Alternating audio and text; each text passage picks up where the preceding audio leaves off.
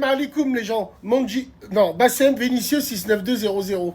Je dis ça parce que ça fait 4 jours, j'ai l'impression que je m'appelle Monji. Tu vois, j'ai l'impression que c'est moi qui est allé à Paname, qui a tué les gens, qui les a jetés dans la Seine.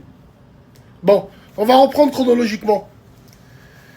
Ce qui est extraordinaire dans cette affaire, c'est qu'on a tous été bernés. On a tous été bernés. Moi, la première chose que j'ai cru que c'était une ratonnade. Oui, parce que l'histoire se répète toujours. Et ratonnade ne veut pas dire forcément blanc. Quand on parle de raton, on ne parle pas de blanc. Une ratonnade, ça peut être perpétré, c'est une ratonnade, la définition même, c'est un crime ou un délit ou frapper des personnes qui ne sont pas de ta communauté. Directement, vous vous êtes reconnu. L'histoire est trop pesante. Tranquille, je me suis juste dit, vu comment ils nous ont expliqué ce crime, c'est une ratonnade. L'histoire se répète toujours.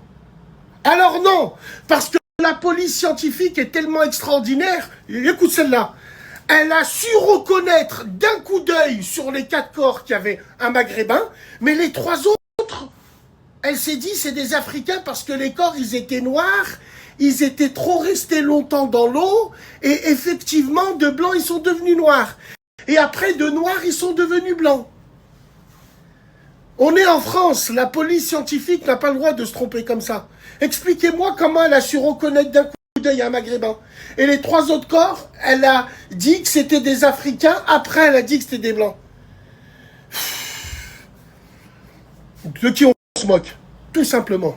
Bon, allez, Monji apparemment, un Tunisien qui se fait passer pour un Algérien, merveilleux pour faire monter les uns contre les autres, et tue des homosexuels, ainsi de suite, ainsi de suite. Wallahi l'azim, c'est le meilleur alibi de ma vie que j'ai vu. Et ça n'engage que moi, et moi je meurs avec mes idées. Enquête scientifique ou pas, je m'en bats les reins. J'ai l'impression que cette farce d'explication est seulement l'arbre qui cache la forêt. On veut couvrir qui? On veut couvrir qui? Depuis quand la police française, qui est bonne dans son domaine, surtout dans l'investigation, surtout dans la criminelle, là elle se trompe comme ça, comme si qu'on leur avait soufflé à l'oreille des scénarios qu'il fallait changer, tout simplement. Donc arrêtez de me casser les couilles avec ça. Moi je m'appelle Bassem, je m'appelle pas Monji. Monji, vous l'avez sorti d'où? C'est un Men in Black, vous l'avez trouvé dans une pochette surprise Kinder? Au début on nous dit ça. On est en 2025, avec la science, comment on peut se tromper? Donc nous c'est normal, on suit le fil de l'actualité, après on s'aperçoit que ça perd l'hypopète. Mais quand on avait les premiers éléments, des gens qui ne se connaissaient pas, retrouvés au même endroit, de type africain noir et de type maghrébin, on pense à qui? Au frère Abiork? Non, on pense à Malek Oussekine, Allah irahmou, on pense à tous ces chouhada jetés dans la Seine, Allah irahamhum. On a le droit de se dire que l'histoire peut se répéter, surtout dans ce contexte. Donc arrêtez de faire chier. Merci beaucoup, au revoir.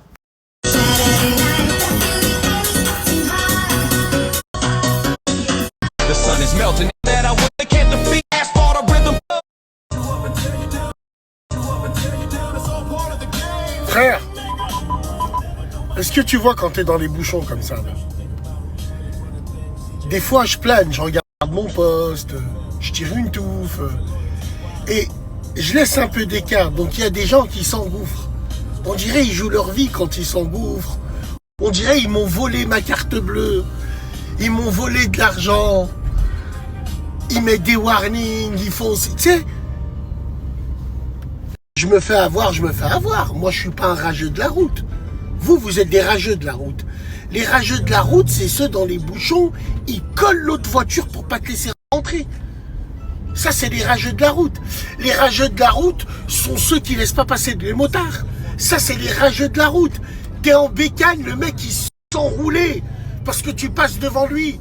Bah, faut être en bécane, grand. Je sais pas si tu vois ce que je veux dire. En tout cas, moi, je suis pas un rageux de la route. Il ne faut plus avoir peur et surtout leur chier dessus à toute cette team d'LR hypocrite des réseaux. J'ai une question. Vous pensez avoir le monopole du cœur, bande d'hypocrites? Vous vous rendez compte comment vous êtes? Vous le savez que ce que vous revendiquez, vous l'appliquez même pas vous. Et vous vous cachez derrière des idéaux pour appartenir à une mouvance sur Internet d'hypocrites pour avoir plus d'abonnés, pour finir dans un hôtel miteux en périphérie de la ville. Ah oui, oui, parce qu'on fait des rencontres grâce à la team Deller. Eh oui, la Palestine et la bandeau sur les réseaux. Les mecs, ils font des rencontres avec des meufs, ils finissent par s'envoyer en l'air. Et au début, c'était pour parler de Gaza. Et ces clochards, ils viennent et ils te disent « Ah, hypocrite, Nous, on s'en fout de votre vie. Boycottez même ce que vous voulez. Mais ne pointez pas du doigt les gens qui ne rentrent pas dans votre idéologie de sadomaso. Si j'ouvre vos placards, si on suit votre logique, sur la vie de ma mère, vous allez dormir dans des champs tout nus. Et quand tu vas dire ça aux gens, quand tu leur dis qu'il y a même un McDonald's à la Mecque, les gens ils vont dire « Et alors si on peut faire à notre niveau ?» Et c'est ces mêmes gens que quand tu leur dis « Fais Dora pour la Palestine », ils vont te dire que c'est pas suffisant. Parce que eux, c'est des boycotteurs de façade. Et tout simplement, tu leur demandes de prier pour la Palestine, ils vont dire « C'est pas suffisant, il faut quoi ?» C'est pas suffisant, quoi. Donc n'ayez plus peur de répondre à ces clodos. Je me le répète, ils n'ont pas le monopole du cœur. Qu'on soit clair entre nous.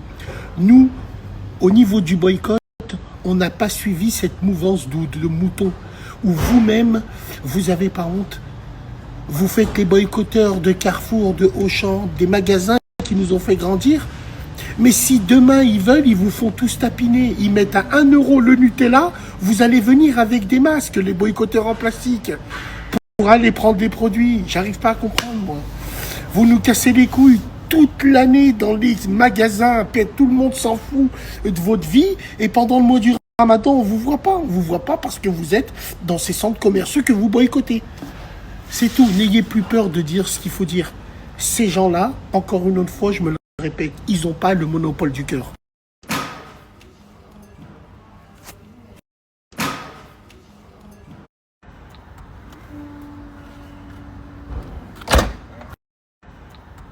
Les gens pour des cons. Quel est cet individu?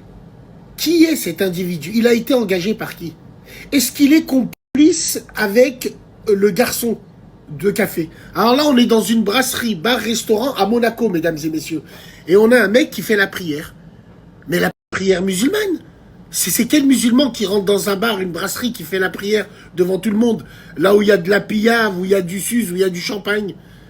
Il prie en quelle direction? En direction du stade Louis II? Non, mais il faut y arrêter, arriver à un moment. Je veux bien qu'il y en a qui font n'importe quoi, qui prient à droite et à gauche, ils s'en rendent pas compte devant tout le monde. Mais comme ça, c'est trop gros, les gars. C'est trop gros.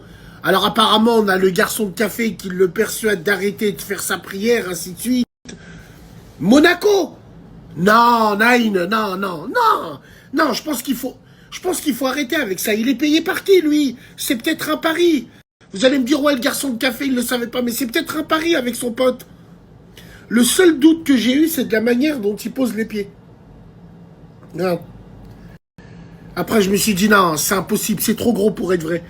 Donc ça, si c'est pas pour nous salir, c'est fait pour quoi? Sachez bien une chose, si la plupart des musulmans avaient été là ce soir-là, wallah, ils l'auront arrêté. Ils seront allés le voir, ils l'auront arrêté. Donc arrêtez votre mascarade. Quand il faut dénoncer, on dénonce. Et quand il faut dénoncer le fake, faut dénoncer le fake. Tout est préparé, le mec derrière, il le regarde. Arrêtez